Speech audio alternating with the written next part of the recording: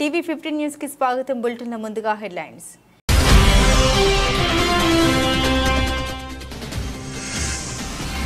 America విధానాలపై ఇతర దేశాలు ఆగ్రహం. అమెరికా సరిహద్దు అధికారులు పర్యాటకులను అడ్డగించి సోదాలు.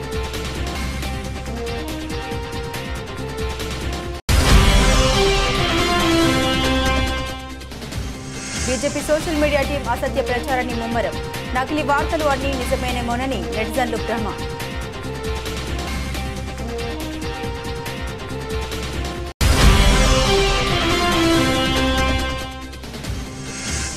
ఛత్తీస్గఢ్లో మరోసారి ఎన్కౌంటర్. భద్రతా దళాల కాల్పుల్లో 3 మావోయిస్టులు మృతి.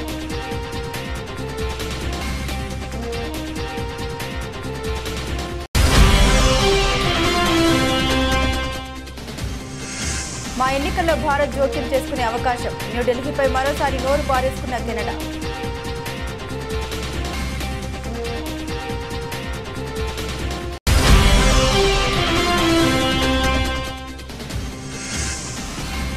₹700 తగ్గిన బంగారం ధర. పెట్టుబడిని గోల్డ్ నుండి ఈక్విటీలోకి మళ్లించడం వల్లే ధరలు తగ్గుముఖం.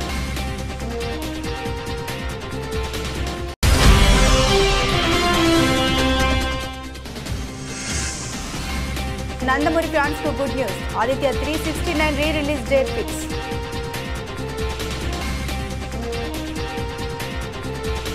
స్టాచ్యూ ఆఫ్ లిబర్టీ దగ్గర సెల్ఫీ తీసుకోవాలని, ఎంపైర్ స్టేట్ బిల్డింగ్ పై నుండి నగర అందాల్ని వీక్షించాలని కలలు కంటున్నారా? అయితే ఒక్క క్షణం ఆగండి.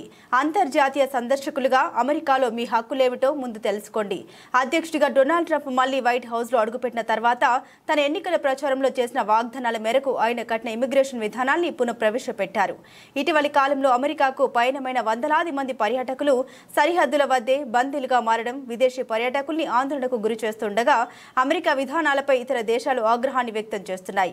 సవ్యమైన ట్రావెల్ డాక్యుమెంట్లు ఉన్నప్పటికీ అమెరికా సరిహద్దు అధికారులు పర్యాటకుల్ని అడ్డగించి సోదాలు చేయడం ఇప్పుడు సర్వసాధారణంగా మారింది. ఒక వ్యక్తిని దేశంలోకి అనుమతించాలా వద్దా అన్న విషయాన్ని నిర్ధారించుకోవడానికి ఎంట్రీ పాయింట్ల వద్ద ఎవరినైనా అడ్డుకునే అధికారం అమెరికా కస్టమ్స్ అధికారులకు ఉంది. మీరు తప్పు చేయనప్పటికీ, అనుమానాస్పదంగా కనిపించినప్పటికీ మీ లగేజీని, వ్యక్తిగత వస్తువులని తనిఖీ చేసే అధికారం వారికి ఉంది. అంతేకాదు, మీ మొబైల్ ఫోన్లు, ల్యాప్టాప్లని కూడా కస్టమ్స్ అధికారులు తనిఖీ చేయవచ్చు. కొన్ని సందర్భాల్లో పర్యాటకుల ఎలక్ట్రానిక్ పరికరాల పాస్వర్డ్లను కూడా వారు అడుగుతారు. పాస్వర్డ్లను ఇవ్వడానికి పర్యాటకులు నిరాకరించిన పక్షంలో అమెరికన్ పౌరుడైతే అనుమతి లభించడానికి కొద్దిగా జాప్యం జరగడం లేదా పరికరాన్ని తదుపరి పరిశీలన కోసం అధికారులు తమ వద్ద ఉంచుకోవడంతో సర్ది పెట్టవచ్చు. అదే విదేశీ పర్యాటకులైతే తీవ్ర పర్యవసనాలను ఎదుర్కోక తప్పదు. గడిచిన దశాబ్దంన్నర కాలంలో వాట్సాప్, ఫేస్బుక్, ఎక్స్, గతంలో ట్విట్టర్ను వినియోగించుకొని బీజేపీ సోషల్ మీడియా టీం అసత్య ప్రచారాన్ని ముమ్మరం చేసింది. దీనికోసం ప్రత్యేకంగా టెక్ఫాగ్ వంటి యాప్లను సృష్టించింది. వీటి ద్వారా ఫేక్ ఖాతాలను సృష్టించడం, నకిలీ ట్రేడింగ్లను, ఆటో రిప్లై, ఆటో ట్వీట్లతో ట్రోలింగ్ను పెంచడం వంటి పనులు చేసేది. ఉదాహరణకు, మోదీ ఏదైనా పథకం ప్రకటిస్తే లేదా విదేశాల్లో పర్యటిస్తే అదేదో అద్భుతమైన కార్యంగా బీజేపీ ఆర్మీ కీర్తించేది. ఈ పోస్టులని నకిలీ ఖాతాల నుండి వెలువడేవి. సెకండ్కు 10 కామెంట్లు వెలువడితే 9 కామెంట్లు బీజేపీ ఆర్మీ నుండే వచ్చేవి. దీంతో ఆ నకిలీ వార్తలన్నీ నిజమేనేమోనని నెటిజన్లు భ్రమపడేవారు. బీజేపీ ఐటీ సెల్ వదంతుల్ని ప్రచారం చేస్తుందంటూ పలువురు మాజీ ఉద్యోగులు స్వయంగా వెల్లడించిన అత్యంత ఆసక్తికర ప్రచారం ముందు ఫలితం లేకుండా పోయింది. బీజేపీలో గుట్టును స్వాతి చతుర్వేది వంటి ఒకరిద్దరు జర్నలిస్టులు గతంలో తప్పుబట్టిన వారే. అయితే ఫేక్ ఖాతాల ద్వారా బెదిరింపులు రావడంతో వారు ముందుకు సాగలేకపోయారు. 2002 గుజరాత్ అల్లర్ల ఘటనలో మోదీ పాత్రపై డాక్యుమెంటరీ ప్రసారం చేసిన బీబీసీని రైతు ఆందోళనపై పోస్టులు ఉన్నట్లు ప్రసారం చేసిన ట్విట్టర్ వంటి సంస్థల్ని కూడా బీజేపీ సర్కారు బెదిరింపులకు గురి చేసింది. అయితే ఎప్పుడైతే ట్విట్టర్ పగ్గాలు మస్క్ చేతిలోకి వచ్చాయో పరిస్థితి పూర్తిగా మారిపోయింది. దేశంలోని బీజేపీ అసలు గుట్టును మోదీపై ప్రజల్లో నెలకొన్న సందేహాల్ని పారదర్శకంగా అందించడంలో గ్రోక్ సఫలమవుతుంది. అందుకే ప్రధాని మోదీ బీజేపీకి సంబంధించి నెటిజన్లు అడిగే పలు ప్రశ్నలకు గ్రోక్ సరైన సమాధానాలు ఇస్తున్నట్లు విశ్లేషకులు చెబుతున్నారు. ఛత్తీస్గఢ్ దండకారణ్యం గత కొన్ని రోజులుగా తుపాకుల మోతతో దద్దరిల్లుతుంది. గత వారం జరిగిన 2 వేర్వేరు ఎదురు కాల్పుల్లో 30 మంది మావోయిస్టులు హతమైన విషయం తెలిసిందే. తాజాగా అక్కడ మరోసారి ఎన్కౌంటర్ చోటు చేసుకుంది. దంతెవాడ జిల్లాలో భద్రతా దళాల కాల్పుల్లో 3 మావోయిస్టులు మృతి చెందారు. దంతెవాడ, బీజాపూర్ జిల్లాల సరిహద్దుల్లోని అటవీ ప్రాంతంలో భద్రతా సిబ్బంది నక్సలైట్ వ్యతిరేక ఆపరేషన్ చేపట్టారు. ఈ క్రమంలో మంగళవారం ఉదయం 8 గంటల ప్రాంతంలో కూంబింగ్ నిర్వహిస్తుండగా ఎదురు కాల్పులు చోటు చేసుకున్నాయి. ఈ కాల్పుల్లో 3 మావోయిస్టులు మృతి చెందినట్లు పోలీసు అధికారులు తెలిపారు. ఘటనా స్థలం నుండి నక్సలైట్ల మృతదేహాలతో పాటుగా తుపాకీలు, పేలుడు పదార్థాలు స్వాధీనం చేసుకున్నట్లు తెలిపారు. ప్రస్తుతం ఆ ప్రాంతంలో ఆపరేషన్ కొనసాగుతున్నట్లు వెల్లడించారు. కాగా ఈ నెల 20వ తేదీన తుపాకుల మోతతో దండకారణ్యం రక్తసిక్తమైన విషయం తెలిసిందే. మావోయిస్టులు భద్రతా దళాలకు మధ్య గురువారం జరిగిన 2 వేర్వేరు ఎదురు కాల్పుల్లో 30 మంది మావోయిస్టులు, 1 జవాన్ మృతి చెందారు. ఛత్తీస్గఢ్లోని బీజాపూర్, కాంకేర్ జిల్లాలో ఈ ఘటన చోటు చేసుకున్నాయి. బీజాపూర్ జిల్లా పీడియా అడవుల్లో గురువారం ఉదయం నక్సల్స్ పోలీసు వర్గాల మధ్య సుమారు 4 గంటల పాటు భీకర పోరు సాగింది. ఘటనా స్థలం నుండి 26 మంది మావోయిస్టుల మృతదేహాల్ని స్వాధీనం చేసుకున్నారు. కాంకేర్, నారాయణపూర్ జిల్లాల సరిహద్దు కొరస్కోడో గ్రామ సమీప అడవుల్లో జరిగిన మరో ఎదురు కాల్పుల్లో 4 మావోయిస్టులు మృతి చెందారు. భారత్పై కెనడా మరోసారి నోరు పారేసుకుంది. ఆ దేశంలో త్వరలో జరగబోయే సార్వత్రిక ఎన్నికల్లో భారత్ జోక్యం చేసుకునే అవకాశం ఉందని ఆ దేశ స్పై ఏజెన్సీ ఆరోపించింది. భారత్తో పాటు చైనా, రష్యా, పాకిస్తాన్ దేశాలు కూడా ఆ ప్రయత్నం చేయొచ్చన్న అనుమానాలు వ్యక్తం చేసింది. Canadian security intelligence service deputy director Vanessa Lloyd మీడియాతో మాట్లాడుతూ ఈ వ్యాఖ్యల్ని చేశారు. త్వరలో మా దేశంలో జరగబోయే ప్రజాస్వామ్య ప్రక్రియలో జోక్యం చేసుకునేందుకు PRC, people's republic of China AI ఆధారిత సాధనాలను ఉపయోగించే అవకాశం ఉందని మాకు సమాచారం ఉంది. ఈ ఎన్నికల ప్రక్రియలో జోక్యం చేసుకునే ఉద్దేశం, సామర్థ్యం భారత ప్రభుత్వానికి కూడా ఉందని మేము భావిస్తున్నాం. రష్యా, పాకిస్తాన్ దేశాలు కూడా ఆ ప్రయత్నాలు చేయొచ్చని లాయిడ్ ఆరోపించారు. కాగా గతంలో కెనడా ఇలాంటి ఆరోపణ చేసిన సంగతి తెలిసిందే. 2019, 2021లో జరిగిన ఎన్నికల్లో భారత్, పాకిస్తాన్ దేశాలు జోక్యం చేసుకున్నట్లు కెనడా సెక్యూరిటీ ఇంటెలిజెన్స్ సర్వీస్ ఆరోపణ చేసింది. ఈ ఆరోపణపై ఆ దేశం దర్యాప్తునకు ఆదేశించింది. ఈ దర్యాప్తులో భారత్ జోక్యం చేసుకోలేదని తేలింది. కెనడా ఎన్నికల్లో భారత్ జోక్యం చేసుకోలేదని, ప్రధాని జస్టిస్ ట్రూడో విజయంలో ఆ దేశ పాత్ర ఏమీ లేదని కెనడా విచారణ అధికారులు వెల్లడించారు. 2021లో జరిగిన జాతీయ ఎన్నికల్లో భారత్ జోక్యం చేసుకోలేదని గుర్తించామని కెనడా సీనియర్ అధికారుల బృందం పేర్కొంది. అయితే గత 2 ఎన్నికల్లో చైనా జోక్యం చేసుకున్నట్లు గుర్తించామని కెనడా ఇంటెలిజెన్స్ ఏజెన్సీ తెలిపింది. మరోవైపు కెనడా ఎన్నికల్లో జోక్యం చేసుకున్నట్లు గతంలో వచ్చిన ఆరోపణని ఇండియా అప్పట్లోనే కొట్టిపారేసింది. ఇతర ప్రజాస్వామ్య దేశాల వ్యవహారంలో జోక్యం చేసుకోబోమని భారత విదేశాంగ శాఖ స్పష్టం చేసింది. వయోవృద్ధుల విభిన్న ప్రతిభావంతుల సంక్షేమంలో రాష్ట్రం దేశానికి ఆదర్శంగా ఉండాలన్నదే ముఖ్యమంత్రి నారా చంద్రబాబు నాయుడు లక్ష్యమని రాష్ట్ర సాంఘిక సంక్షేమ శాఖ వయోవృద్ధుల మరియు విభిన్న ప్రతిభావంతుల సంక్షేమ శాఖ మంత్రి శ్రీ డాక్టర్ డోలా బాల వీరాంజనేయ స్వామి అన్నారు. మంత్రి అధ్యక్షతన వెలగపూడి సచివాలయంలో సీనియర్ సిటిజన్స్ స్టేట్ కౌన్సిల్ 2వ సమావేశం మరియు state advisory board of disability సమావేశం నిర్వహించారు. ఈ సమావేశంలో వయోవృద్ధుల ఆరోగ్య సంరక్షణ, వృద్ధాశ్రమాల ఏర్పాటు, సామాజిక భద్రత పెన్షన్లు, గ్రామ వార్డు సచివాలయాల ద్వారా డిజిటల్ కార్డుల పంపిణీ, విభిన్న ప్రతిభావంతులకు వైకల్యం ధృవపత్రాల జారీ, ప్రధానమంత్రి దివ్యాస కేంద్రాలు, పీఎండీకేలు స్థాపన మరియు ఉపకరణాల సరఫరా, వివిధ అభివృద్ధి పథకాలు కార్యక్రమాల్లో 5% రిజర్వేషన్ల అమలు, వసతి గృహాలు, కళాశాలలో విద్యను అభ్యసిస్తున్న విభిన్న ప్రతిభావంతుల విద్యార్థులకు డీబీటీ మోడ్లో పెన్షన్ల పంపిణీ తదితర అంశాలపై మంత్రి డాక్టర్ డోలా శ్రీ బాల వీరాంజనేయ స్వామి సమీక్షించారు. బండి సంజయ్ రాజకీయ పబ్బం కోసం యువత భవిష్యత్తు నాశనం చేస్తున్నారని, బండి సంజయ్ గౌరవప్రదమైన కేంద్ర మంత్రి పదవిలో ఉండి మాజీ సీఎం కేసీఆర్ దొంగ నోట్లు ముద్రిస్తున్నారని నిరాధార ఆరోపణ చేశారన్నారు కోరుట్ల ఎమ్మెల్యే డాక్టర్ సంజయ్. ఒక బాధ్యత కలగాల్సిన ఒక కేంద్ర మంత్రి బాధాకరంగా నిన్న చేసిన వ్యాఖ్యలు జుగుప్సాకరంగా, బాధ్యత రహితంగా, రాష్ట్రానికి సిగ్గుచేటే కాకుండా దేశానికి కూడా సిగ్గుచేటు. బాధాకరం ఏంటంటే మా కరీంనగర్ ఒకప్పుడు మా కరీంనగర్ నుంచే స్టేట్ ప్రెసిడెంట్ అని చెప్పి అనుకున్నాం. కానీ ఇవాళ కరీంనగర్ ప్రజలు కూడా సిగ్గుపడే విధంగా, దయచేసి బండి సంజయ్ గారు మిమ్మల్ని నేను రిక్వెస్ట్ చేస్తూ ఉన్నాను. ఒక తరం పిల్లలు మీ భాష వల్ల, మీ ప్రవర్తన వల్ల ఒక తరం పిల్లలు చెడిపోతూ ఉన్నారు. మీకు కూడా తెలుసు ఎలా చెడిపోతున్నారో పిల్లలు అని చెప్పేసి. మీ మీద నమ్మకం పెట్టుకొని కరీంనగర్ ప్రజలు మిమ్మల్ని 2 సార్లు పార్లమెంట్కి పంపించి ఈసారి మీరు కేంద్ర మంత్రి అయిన తర్వాత కూడా ఇప్పటి వరకు కరీంనగర్ అభివృద్ధి గురించి కానీ, తెలంగాణ అభివృద్ధి గురించి కానీ, మా విద్యార్థులకు ఉద్యోగాల గురించి కానీ, ఇక్కడికి రావాల్సిన ఫండ్స్ గురించి కానీ ఇప్పటి వరకు ఏ రోజు మీ నోట్లో నుంచి వినలేదు. దయచేసి మిమ్మల్ని రిక్వెస్ట్ చేస్తా ఉన్నాను. ఈ పిచ్చివాగుడు, పనికిరాని మాటలు, వీధుల్లో మాట్లాడుకునే మాటలు దయచేసి మానుకొని మన కరీంనగర్ కానీ మన రాష్ట్రానికి కానీ రావాల్సిన నిధుల గురించి, మీ వెనకాల ఎందరో మంది యువకులు మీ భాషల వల్ల మోసపోతా ఉన్నారు, చెడిపోతా ఉన్నారు, వాళ్లకు ఉద్యోగాలు వచ్చే విధంగా అవి మాట్లాడండి. విద్య, వైద్యము, ఉద్యోగము ఇవి మాట్లాడడం మొదలుపెట్టండి. చాలా రోజుల నుంచి ఇవే రాజకీయాలు మీరు ఆడుతూ ఉన్నారు. ఇప్పటికన్నా మీరు ఈ రాజకీయాలు చిల్లర రాజకీయాలు మానుకొని హుందాగా రాజకీయాలు చేస్తూ మీకు పెద్ద పదవి వచ్చింది ఇవాళ, మీరు కేంద్ర మంత్రి ఇవాళ, ఇప్పుడు కూడా వీధి రౌడీలాగా మాట్లాడితే సబబు కాదు.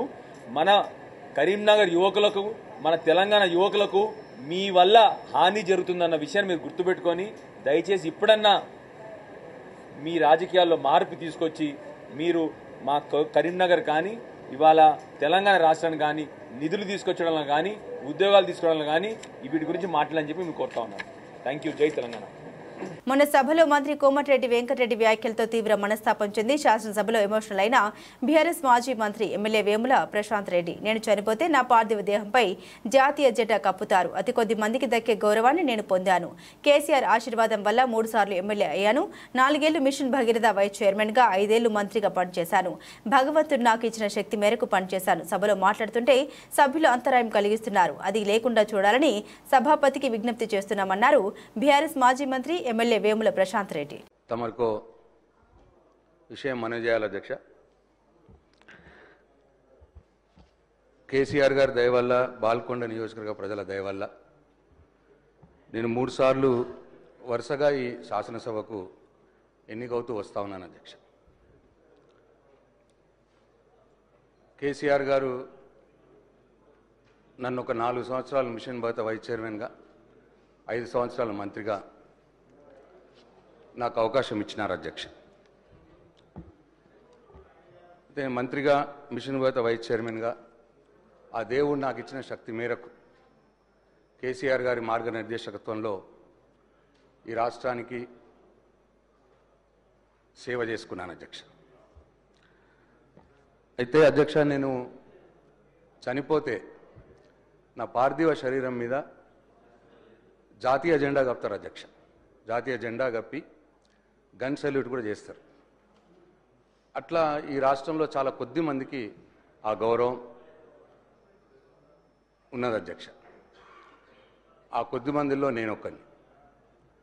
కాబట్టి ఈ శాసనసభలో మాట్లాడే సందర్భంలో తమరు మైక్ ఇస్తే, తమరు అవకాశం ఇస్తే బాధ్యతగా మాట్లాడటానికి నేను ప్రయత్నం చేస్తా అధ్యక్ష. ఎక్కడ కూడా ఎవరిని కూడా కించపరిచే విధంగా కావచ్చు, సబ్జెక్ట్ డివేట్ అయ్యే విధంగా కావచ్చు మాట్లాడకుండానే అధ్యక్ష, ఇటువంటి దయచేసి సభను ఆర్డర్లో పెట్టి నాకు ఇంటరప్షన్స్ లేకుండా నేను చెప్పిన తర్వాతే. కలెక్టర్ అంటే దర్పం కాదు, ప్రజల్లో మనిషి అయి ప్రగతి మనసుతో ఆలోచించి తన పదవీ కాలంలో ఆ జిల్లాపై చెరగని ముద్ర వేయాలన్నారు. కేంద్రం సహకారంతో పోలవరం త్వరలో పూర్తవుతుంది. సెల్ఫ్ ఫైనాన్స్ ప్రాజెక్టు, అమరావతి రాజధాని పనులు మొదలయ్యాయి. ప్రగతి పనుల్లో ప్రజలు భాగస్వాములు కావాలన్నారు సీఎం చంద్రబాబు నాయుడు. మీరందరూ కలెక్టర్స్, కలెక్షన్ ఆఫ్ రెవెన్యూ. ఇప్పటికి కూడా మీ అందరికి ఎందుకు రిమైండ్ చేస్తుందంటే మీ మైండ్ లో నుంచి అది తీసేయాలి. ఇప్పుడు మీరు chief executive of the district, collector and magistrate. Magistrate అన్నప్పుడు ఎక్కడ కూడా ఎలాంటి అవాంఛనీయ సంఘటనలు జరగకుండా అదే మాదిరిగా ఫ్యూచర్ ని మీరు ప్లాన్ చేసే పరిస్థితిలో ఉండాలి. అట్లా కాకుండా ఒక అథారిటేరియన్ గా మేము రూమ్ లో నుంచి బయట రాము, లేకుంటే కలెక్టర్ అంటే దర్బార్ ఉంటుంది. ఇంతమంది పాత రోజులు ఉండేవి, నాకు బాగా జ్ఞాపకం. ఎంఆర్ఓ ఆఫీస్ ఉండేది. మీరు కొత్త కాబట్టి, మీరు కొంత యంగ్స్టర్స్ కాబట్టి మీకు తెలియదు. ఏసీ రూమ్ లో కూర్చొని పంకా పెట్టుకునేవాళ్ళు, మనిషి ఉండి దాన్ని లాగుతా ఉండేవాడు. అంటే అది స్టేటస్ సింబల్ అయిపోయింది. బ్రిటిష్ వాళ్ళు ఉన్నప్పుడు కరెంటు లేదు కాబట్టి ఫ్యాన్ కూడా సరిగా లేకపోతే పంకా పెట్టి దాన్ని లాగుతా ఉంటారు, గాలి ఇస్తూ ఉంటారు. అలాంటి ఓల్డ్ అడ్మినిస్ట్రేషన్. కలెక్టర్స్ కూడా నేను నాకు 30 సంవత్సరాల నుంచి మిమ్మల్ని చూస్తున్నాను. నేను ముఖ్యమంత్రిగా అంత మునుపు కూడా చూశాను. 45 years 47 years చూశాను. అయితే ఈరోజు మనం గుర్తుపెట్టుకోవాల్సింది ఏంటంటే, కలెక్టర్ అనే వ్యక్తి చాలా ప్రజల్లో ఒక ప్రగాఢమైనటువంటి ఇంపాక్ట్ క్రియేట్ చేయగలుగుతాడు. I can say one word, me carrier లో కలెక్టర్, ఆ తర్వాత చీఫ్ సెక్రటరీ. అందరికీ చీఫ్ సెక్రటరీ రాదు, కానీ మెజారిటీకి అనివార్య కారణాలుంటే తప్ప కలెక్టర్ గా రిజెక్ట్ చేయరు. ఈ విషయం మీరు గుర్తుపెట్టుకోవాల్సిన అవసరం ఉంది. ఆ కలెక్టర్ గా మీరున్న సమయంలో మీరు చేసే పనులు, మీరు ప్రజల్లో మీరు చేసిన పనుల వల్ల వచ్చే ఇంపాక్ట్ శాశ్వతంగా ఉంటాయి. ఇప్పటికి కూడా కొంతమంది కలెక్టర్స్ గురించి మాట్లాడుతూ ఉంటాం. ఒక చీఫ్ మినిస్టర్ ఎట్లయితే రాష్ట్రంలో ఒక ప్రగాఢమైన ముద్ర వేస్తారు, కలెక్టర్స్ కూడా వాళ్ళ పరిపాలన ద్వారా అలాంటి ప్రగాఢమైనటువంటి ఇంపాక్ట్ క్రియేట్ చేసే పరిస్థితి వస్తుంది. కాబట్టి మీరందరూ మళ్ళీ అది నేను రిమైండ్ చేస్తున్నా మీ అందరికీ. రొటీన్ అడ్మినిస్ట్రేషన్ ఉంటే మీకు 9 నెలలు అయింది, ఇంకొక 3 నెలలు 6 నెలలు సంవత్సరం అవుతుంది, మళ్ళీ రొటీన్గా ఇంకొక పోస్ట్కి పోతారు. అది కాదు. What you have achieved during your tenure is very important. ఇది మీరు గుర్తుపెట్టుకోవాల్సిందిగా నేను కోరుకుంటూ, రాజకీయాల్లో ఆధిపత్యం కోసం సొంత తండ్రిని హత్య చేయించిన కూతురు సూర్యాపేట జిల్లా నూతనకల్ మండలం మిర్యాల గ్రామంలో ఈ 17న మాజీ సర్పంచ్ కాంగ్రెస్ సీనియర్ నేత చక్రయ్య గౌడ్ను సొంత కూతురు అల్లుడితో కలిసి హత్య చేశారు. ఈ కేసులో సహా 11 మందిని అరెస్టు చేసిన పోలీసులు గ్రామంలో రాజకీయ ఆధిపత్యం, వర్గ విభేదాలే చక్రయ్య గౌడ్ హత్యకు కారణమని తెలిపిన పోలీసులు గ్రామంలో 30 సంవత్సరాల సర్పంచ్, సహకార సంఘం చైర్మన్ పదవులు చేసిన చక్రయ్య గౌడ్ తనకు వైరి వర్గంగా మారిన మామ చక్రయ్య గౌడ్ను అల్లుడు అంతమొందించాడని తెలిపిన పోలీసులు. ఈ కేసులో మెంచు చక్రయ్య గౌడ్కి మొత్తం 5 కుమార్తెలుంటే 4 కుమార్తెలను ఒకే విలేజ్కి ఇవ్వడం జరిగింది. పెద్ద కుమార్తెని ఊర్లోనే ఇవ్వడం జరిగింది. కనకటి స్వరూప, వాళ్ళ భర్త పేరు ఉప్పలయ్య, వీళ్ళిద్దరు ఇన్వాల్వ్ అయి ఉన్నారు. రెండవ కుమార్తె వేరే ఊరికి ఇచ్చినారు, వాళ్ళు ఈ కేసుకి ఎలాంటి సంబంధం లేదు. మూడవ కుమార్తె కనకటి సునీత, వాళ్ళ భర్త పేరు కనకటి వెంకన్న. A1 ఈ ఆధిపత్యం కోసం ఎవరైతే ఈ ప్లాన్లో ప్రధాన ముద్దాయి ఉన్నాడో కనకటి వెంకన్న. అదేవిధంగా చివరి కుమార్తె 5వ కుమార్తె మనకు కనకటి కళ్యాణి, వాళ్ళ భర్త పేరు లింగయ్య. వీళ్ళిద్దరు కూడా ఇన్వాల్వ్, అంటే మొత్తం 3 అల్లుళ్ళు 3 కుమార్తెలు ఇన్వాల్వ్ అయినారు. ఇది ఆస్తి తగాదాల కోసం కాదు, విలేజ్ లో తమ యొక్క సుప్రమసీ కొనసాగుతలేదు. ఈవెన్ మేమందరము, ఎందుకంటే కనకటి వెంకన్న అనే అతను గతంలో మండలంలోనే ఒక ఆధిపత్యం చెలాయించినటువంటి వ్యక్తి. విలేజ్కి వచ్చేసరికి వాళ్ళ మామ మెంచు చక్రయ్యదే నడుస్తుంది, ఇతను అడ్డు తొలగిస్తే నాకు ఎలాంటి తిరుగుండదు అనేటువంటి ఒకే ఒక రీజన్. సిపిఎం పార్టీ రాష్ట్ర కమిటీ పిలుపు మేరకు జీకే మండలం తహసీల్దార్ ఆఫీసులో 16 గ్రామ పంచాయతీలకు సంబంధించిన వివిధ గ్రామ ప్రజల సమస్యల పట్ల సిపిఎం పార్టీ ప్రజా చైతన్య యాత్రలో భాగంగా ఈరోజు తహసీల్దార్ ఆఫీసులో ధర్నా నిర్వహించారు. సిపిఎం పార్టీ మండల కార్యదర్శి గాలికొండ ఎంపీటీసీ అపరంగి బుజ్జిబాబు మాట్లాడారు. ప్రతి కుటుంబానికి జన్మన్ కింద ఇచ్చిన ఇండ్లను 5 లక్షలు పెంచాలని, అలాగే ఆర్వి నగర్ నుండి పాలగడ్డ రహదారి తక్షణమే పని ప్రారంభించాలని, రోడ్లను గ్రామాలకు వెంటనే మంజూరు చేయాలని, రోడ్లపై ఫారెస్ట్ అనుమతులు తక్షణమే ఇవ్వాలని, కొత్త కుటుంబాలకు రేషన్ కార్డులు మంజూరు చేయాలని, ఉపాధి హామీ బకాయి బిల్లులు వెంటనే విడుదల చేయాలని డిమాండ్ చేశారు.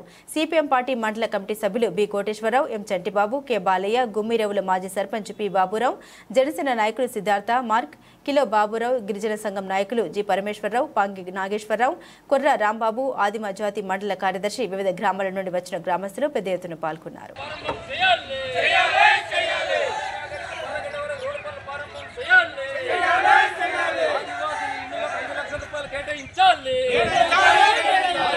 నిర్మాణం కోసం 5 లక్షల రూపాయలు ప్రభుత్వం కేటాయించాలి.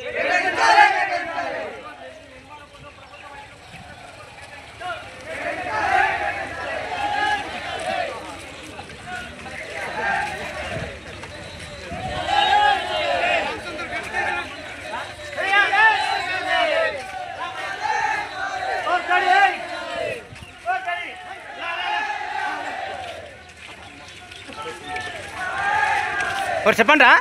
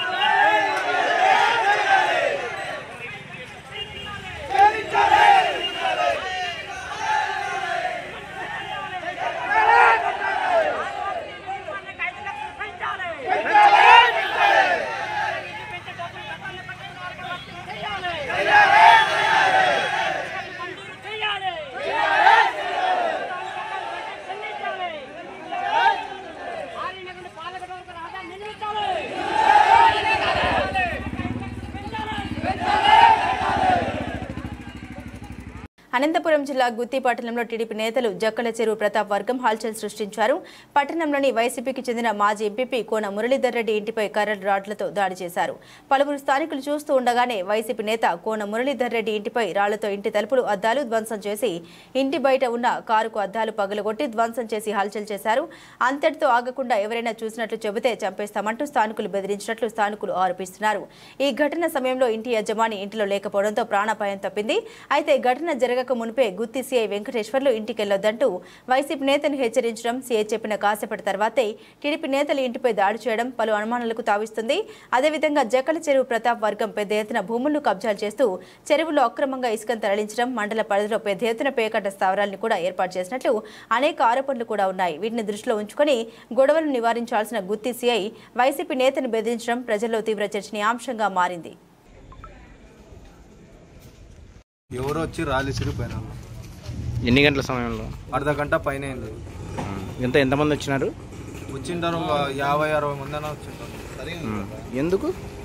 అది ఏమో విషయం జరిగింది, మనకు కూడా తెలియదు. మేము ఇక్కడ ఉన్నాము. రాలేసిరు. మీరు చూసినారా? ఇక్కడ ఉన్నారు కదా, మీరు చూసినారా? ఎవరు వాళ్ళ పేర్లు అయితే తెలియదు మాకు. ఇక్కడ ఏ ఊరేనా? బండి సంజయ్ కరీంనగర్ కార్పొరేటరా, కేంద్ర మంత్రా? బండి సంజయ్కి అసలు చదవచ్చా? పాన్ షాప్ల దగ్గర గుట్కాలు వేసుకున్నోడిలా మాట్లాడుతున్నాడు. బండి సంజయ్ అడ్డమైన వెధవలాగా కేసీఆర్ మీద నిరాధార ఆరోపణ చేస్తున్నారు. కుక్క తోకకు గుండ్రాయి కట్టినా చక్కగా కాదు అన్నట్టు బండి సంజయ్ బుద్ధి చక్కగా కాదు.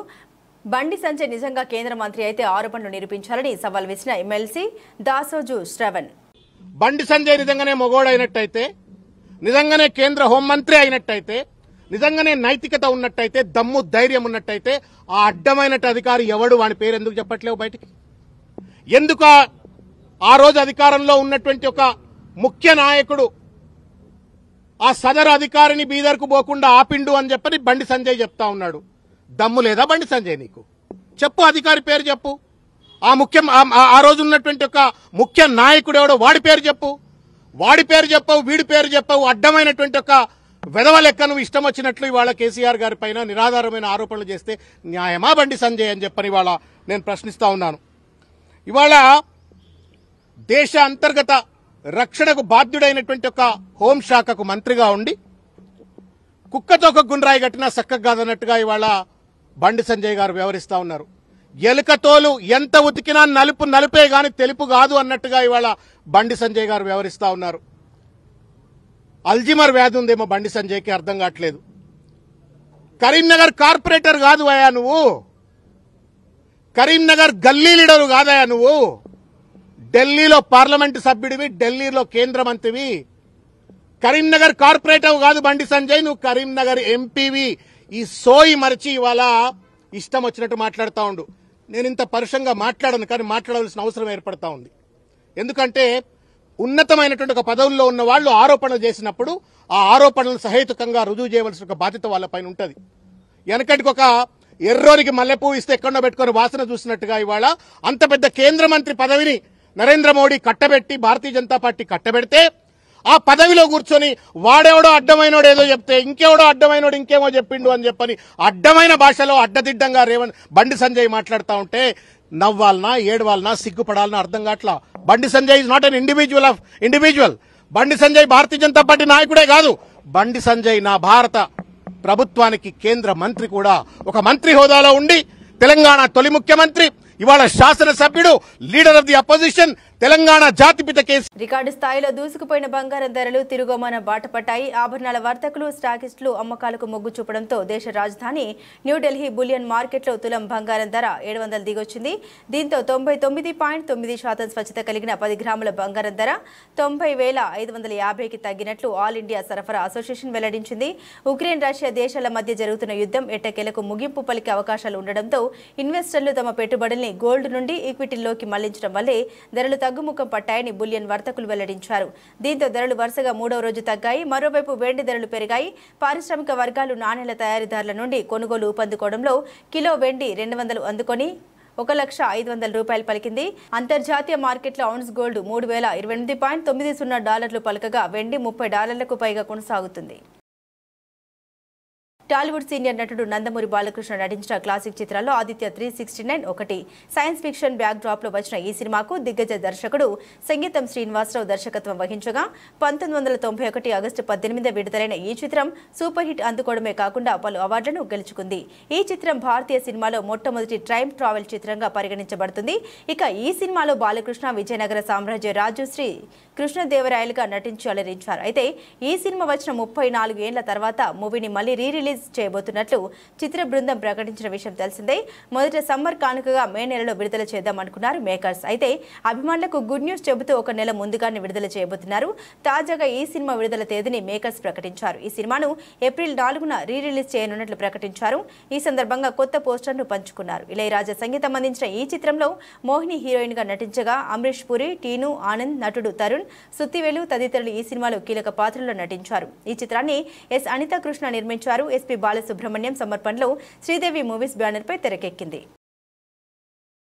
బులెటిన్ ముగించే ముందు హెడ్లైన్స్ మరోసారి.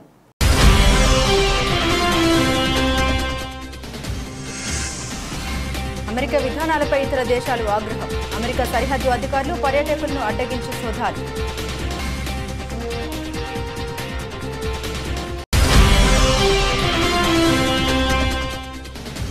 బీజేపీ సోషల్ మీడియా టీం అసత్య ప్రచారాన్ని ముమ్మరం. నకిలీ వార్తలు అన్నీ నిజమేనేమోనని నెటిజన్లు భ్రమ.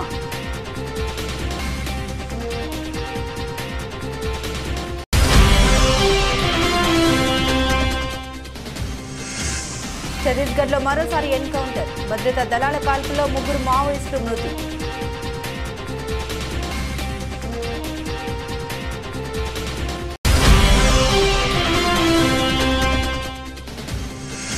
మా ఎన్నికల్లో భారత్ జోక్యం చేసుకునే అవకాశం. న్యూఢిల్లీపై మరోసారి నోరు పారేసుకున్న కెనడా.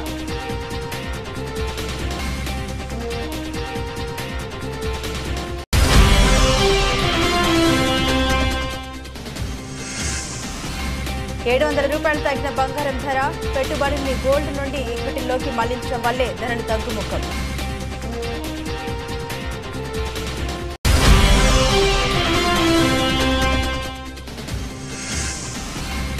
నందమూరి ఫ్యాన్స్ కు good news. Aditya 369 release date fix.